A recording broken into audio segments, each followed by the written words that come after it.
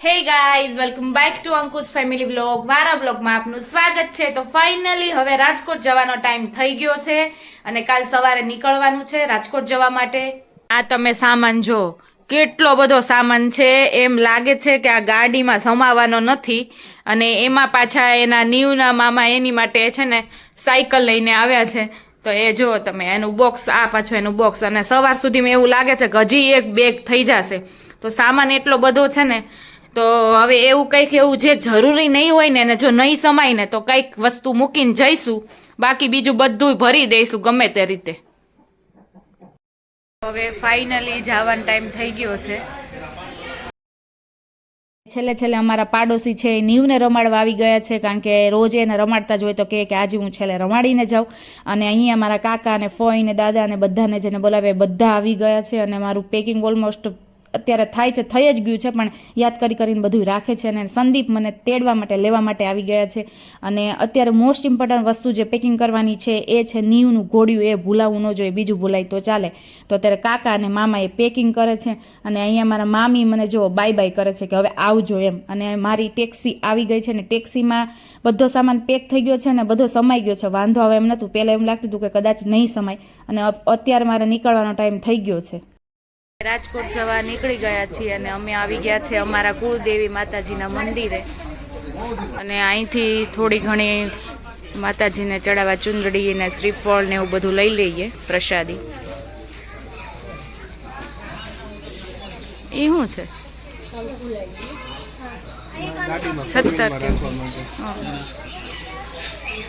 તો આપણે જો ચુંદડી, પ્રસાદી અને શ્રીફળ ને બધું લઈ લીધું છે, પણ હજી મંદિર અત્યારે બંધ છે. 2 વાગે ખુલવાનું છે, તો ત્યારે આપણે દર્શન કરવા લઈ જાશું નીવને.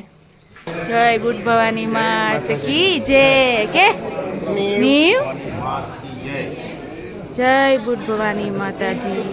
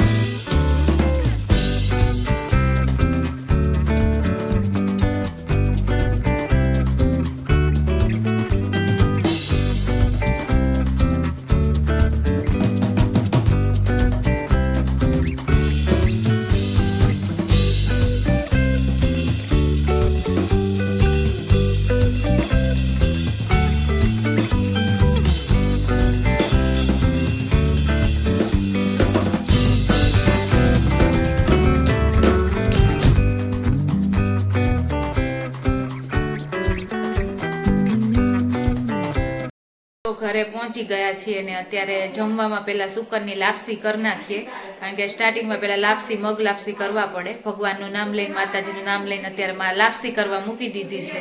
નીવની એન્ટ્રી થઈને ઘરમાં નકરા છોકરા છોકરા થઈ ગયા. જો તો જ્યાં જો ત્યાં છોકરા જ છે. નીચેથી શરૂઆત થઈ ગઈ હતી છોકરાની. એ જો હા, ઈ વિંગમાં ને આપણા ફ્લોરમાં જ છોકરા એટલા થઈ ગયા.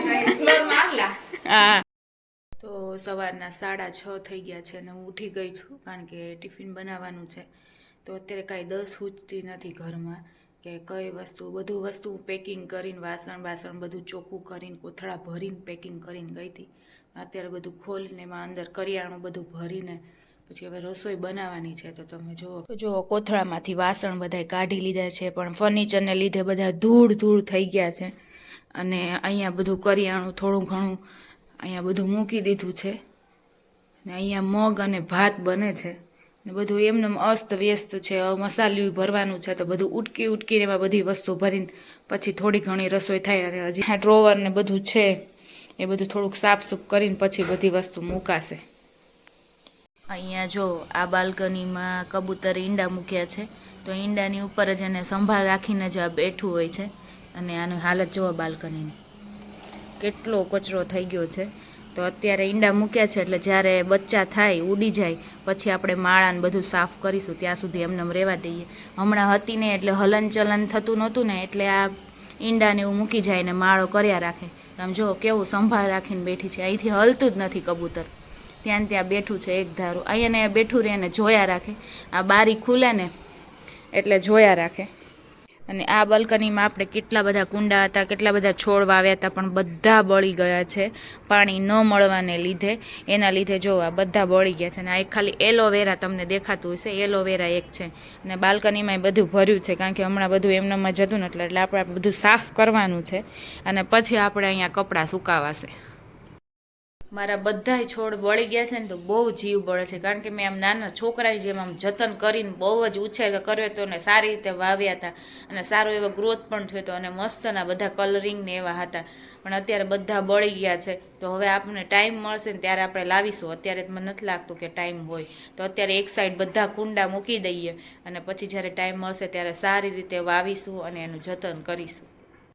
મારા બ્લોગમાં અત્યારે તમને ઘરની સાફ સફાઈ જ દેખાશે કારણ કે આખું ઘર ધૂળ ધમાકા થઈ ગયું છે. ઓબ્વિયસલી હું અમદાવાદ હતી અને ફર્નિચર થયું હતું ને આમ થાય ફર્નિચર ન હોય તો પણ હું 4-5 મહિના અમદાવાદ રોકાણી હતી એટલે ઘર એવું થઈ જ જાય. તો આપણે એક એક વસ્તુ શાંતિથી સાફ કરીશું કારણ કે નીવ છે એટલે સૂવે પછી આપણે કામ થાય, ત્યાં સુધી કંઈ ન થાય અને પછી આપને બી થાક લાગે એટલે થોડું કરીશું કામ ને એમ કરીને સાફ સફાઈ થઈ જશે. અને અહીંયા હું મારા વ્લોગનો એન્ડ કરું છું. આઈ હોપ કે મારો વ્લોગ તમને સારો લાગ્યો હોય. જો સારો લાગ્યો હોય તો મારી ચેનલને ફટાફટ તમે લાઇક, શેર અને સબસ્ક્રાઈબ કરી દો. અને હવે મળીએ આપણે એક સરસ મજાના નેક્સ્ટ વિડીયોમાં.